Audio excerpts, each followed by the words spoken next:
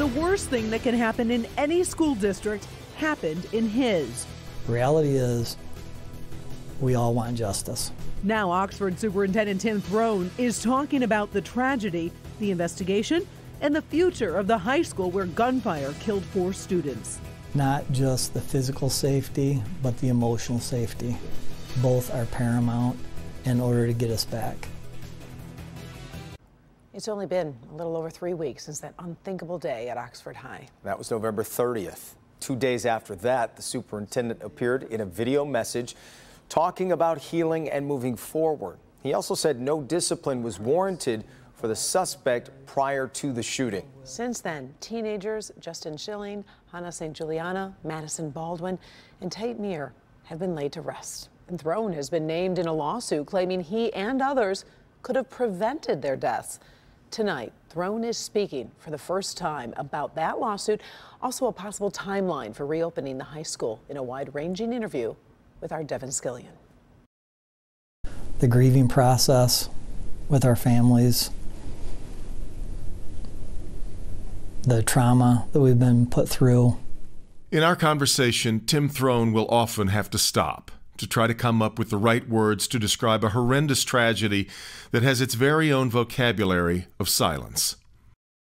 Yeah, our hearts are broken. But our spirit is not. No, Oxford's spirit is in strong supply as the town tries its best to welcome Christmas. But it's tough. There is no handbook for the conversations Throne has had to have. Yeah, probably a couple of the hardest conversations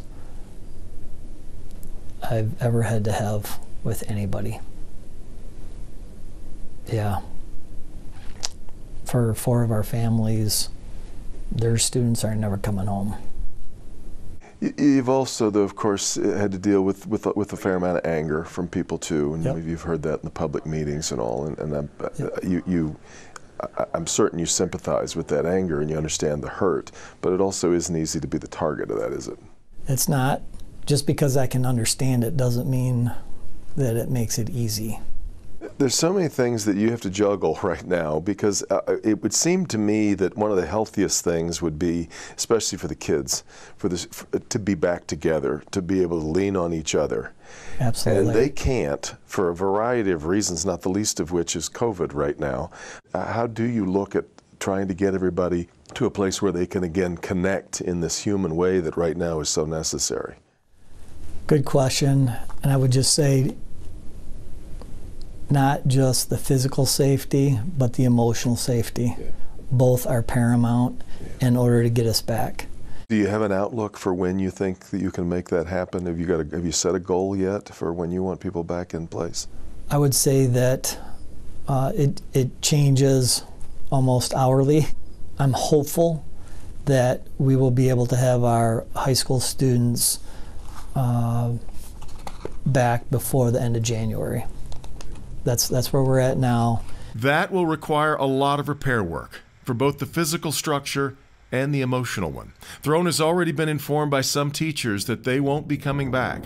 With an ongoing investigation and a lawsuit that names him specifically among the defendants, Throne prefers not to talk specifically about the course of events on the day of the shooting, though he does allow this. There are 100% baseless accusations, things said in that lawsuit that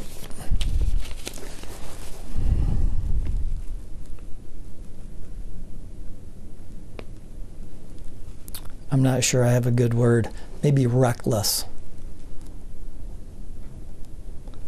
Reckless in the sense that it has re-traumatized our people. And while he isn't comfortable talking about James and Jennifer Crumbley's interactions with the school, he seems aligned with the prosecutor's approach thus far. I think that the people who are in jail today Think they belong there? we want justice. We want accountability. I think that's what I'll say. Superintendent Throne now wants to launch an independent investigation that looks into not only the events of November 30th, but everything from school policy to state law on how we deal with discipline and students.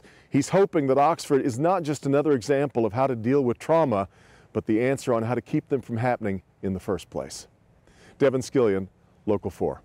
Yeah, he said recently that they know from talking to other schools that have gone through this that reopening the school as soon as possible is the best course of action. They just have to find a way to do it. We should also note, by the way, that Superintendent Throne was set to retire next month, but after the shooting, he announced he would delay those plans and stay on longer, saying that now is simply not the right time for him to leave. And the district is holding 2 virtual town hall meetings. That's going to happen in early January, and encouraging students, parents, and staff to keep reaching out through email to share their concerns about that return to school. And of course, we'll be following that very, very closely for you.